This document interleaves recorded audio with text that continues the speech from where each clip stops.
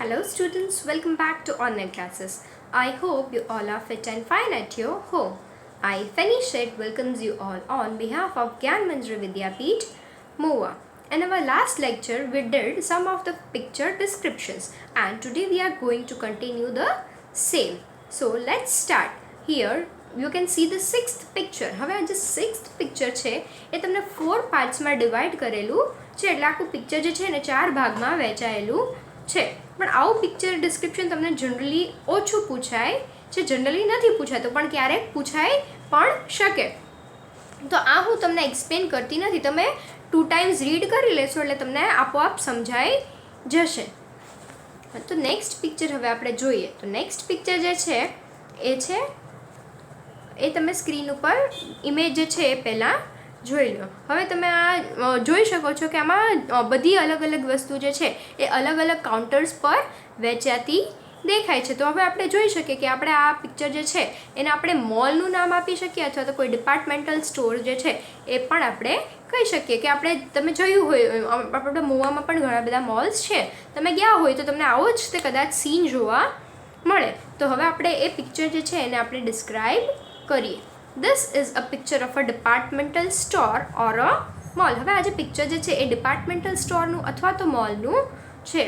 There are many things of domestic use. હવે domestic યુઝની ઘણી બધી વસ્તુઓ મોલમાં આપણે જે પણ વસ્તુ આપણે જોઈએ એ આપણે અત્યારે મેન્શન કરી દેવાની છે, કારણ કે આપણને પિક્ચરમાં જે છે એ બધી જ વસ્તુ આપણને ક્લિયરલી વ્યૂ થશે નહીં, પણ આપણને એક આઈડિયા આવી ગયો કે આ પિક્ચર જે છે એ મોલનું છે. એટલે મોલમાં તમે જાઓ અને મોલમાં તમે જે પણ વસ્તુ જોયેલી હોય, જે પણ વસ્તુ મળતી હોય તો એને રિલેટેડ તમે થોડું આમાં તમારી જાતે એડ કરી શકો છો, બિકોઝ આમાં આપણને બધી વસ્તુ જે છે એ આપણને ક્લિયર દેખાતી નથી.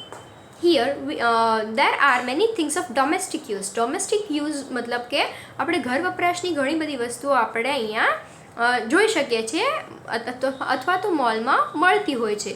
Here we can see many persons buying one or another thing.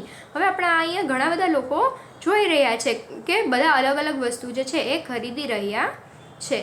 On the bottom on the right side there is the cash counter. હવે આખું પિક્ચર જે છે એની નીચેની તરફ લેફ્ટ સાઈડ ઉપર આપણે જોઈ શકીએ છીએ કે એક કેશ કાઉન્ટર હોય છે, મતલબ જે આગળ આપણે બિલ પે કરીએ એને શું કહેવાય? Cash counter. A man is collecting bills here.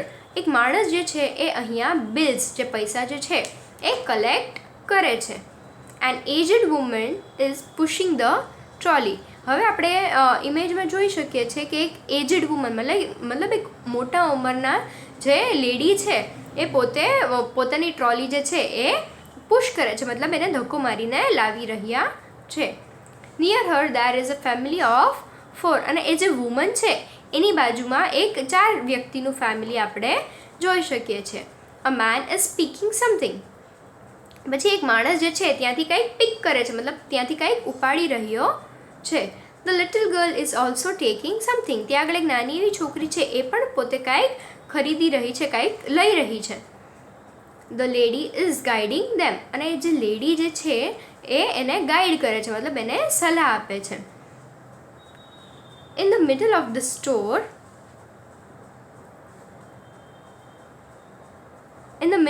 store, there lays some ice cream displays. હવે આખું જે સ્ટોર છે, આખું જે ડિપાર્ટમેન્ટલ સ્ટોર છે, આખો જે મોલ છે એની વચ્ચે એક આઈસ્ક્રીમનું there lays some ice cream displays. આઈસ્ક્રીમના કોઈ ત્યાં આગળ ડિસ્પ્લેઝ લગાડેલા હોય છે. A man with muffler is standing between the boxes. હવે એક માણસ જે છે એ મફલર સાથે, મતલબ ગળામાં જે પોતે મફલર પહેરેલું હોય છે અને મફલરની સાથે જે બધા બોક્સીસ છે એ બોક્સીસની વચ્ચે ઊભો છે. At the top of the picture a fat man is speaking something. હવે જે પિક્ચર જે છે એની ટોપ ઉપર, મતલબ ઉપરની સાઈડમાં જે પિક્ચર જે છે જ્યાંથી ઉપરથી સ્ટાર્ટ થાય આખું જે સ્ક્વેર છે ત્યાં ઉપરની સાઈડમાં એક મેન જે છે, મતલબ એક માણસ છે એ ત્યાંથી કંઈક પિક કરી રહ્યો છે, મતલબ ત્યાંથી કંઈક ખરીદી રહ્યો છે. It is very busy mall. અને આખો મોલ જે છે એકદમ પીપલથી ક્રાઉડેડ છે ને એટલે એને એવું કહેવાયું છે કે આ મોલ જે છે એ બહુ જ બિઝી છે. હવે આમાં તમને અમુક વસ્તુ જે છે એ ક્લિયર તમને વ્યૂ થતી નથી. કદાચ તમને જે પિક્ચર પૂછાય અને એ તમને બધી જ વસ્તુ ક્લિયર મેન્શન ન થતી હોય તો એમાં અમુક તમે તમારી રીતે તમે જે એ સિચ્યુએશન હોય એને રિલેટેડ તમે તમારી રીતે એમાં એડ કરી શકો છો. હવે નેક્સ્ટ પિક્ચર જે છે એ છે એ પિક્ચર તમે પહેલાં જોઈ લો, પિક્ચર નંબર 8. હવે આ પિક્ચરમાં તમને એવું દેખાશે કે એક પર્સન જે છે એ સામે બીજા પર્સન્સના ફોટોઝ જે છે એ ક્લિક કરી રહ્યો છે. તો આપણે આ પિક્ચરને એવું નામ આપી શકીએ કે આ એક ફોટો સેશન ચાલતું હોય કોઈ પણ જગ્યાનું અને એ આખું ફોટો સેશન જે ક્લિક કરેલું છે એ આપણને અત્યારે પિક્ચર આપેલું છે. તો હવે અહીંયા જોઈએ, looking at the picture we find that it is a photo session. હવે પિક્ચર આપણને જોતા એવું લાગે કે આ પિક્ચર જે છે એક ફોટો સેશનનું છે. A boy is taking a photograph of a girl and a boy. હવે એક છોકરો જે છે એ બીજા છોકરાનો અને છોકરીનો ફોટો જે છે એ ક્લિક કરી રહ્યો છે. ધ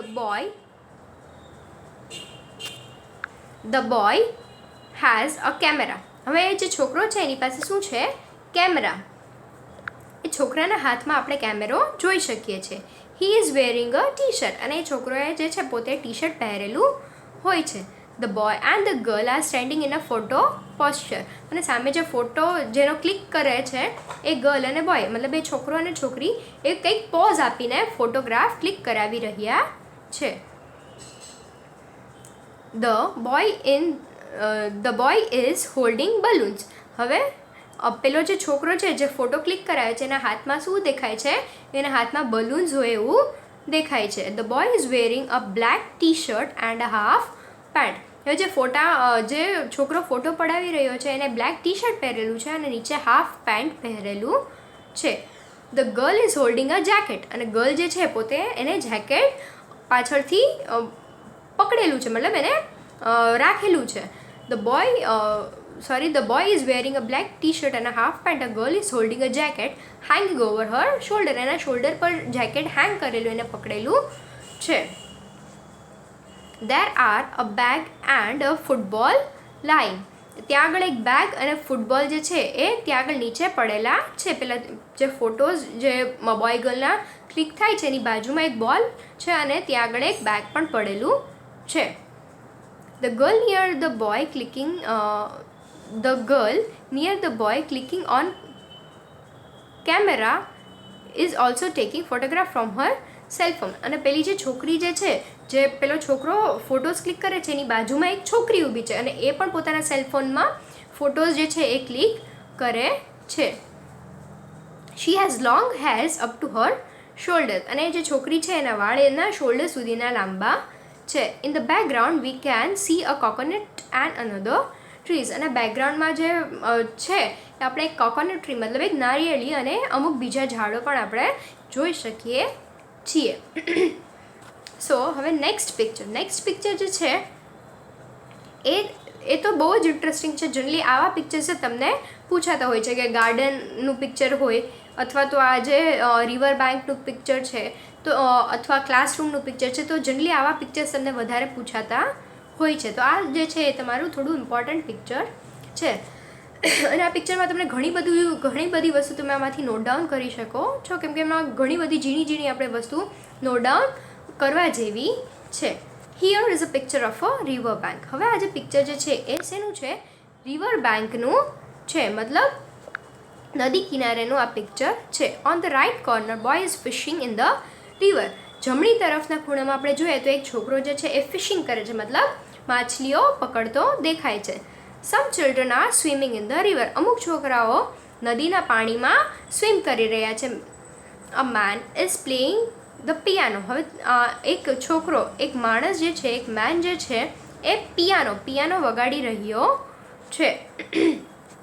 પછી a man near the piano is playing guitar and a woman is singing. હવે ત્યાં આગળ એક બીજો જે છોકરો છે એ ગિટાર વગાડી રહ્યો છે અને એની બાજુમાં એક વુમન, એક લેડી જે છે એ પોતે ગીત ગાઈ રહી છે. As a bar on the bank is enjoying a boy on the bank is enjoying an ice cream. હવે એક છોકરો જે છે એ રિવર બેંકની પાસે એ આઈસ્ક્રીમ એન્જોય કરી રહ્યો છે, મતલબ આઈસ્ક્રીમ માણી રહ્યો છે.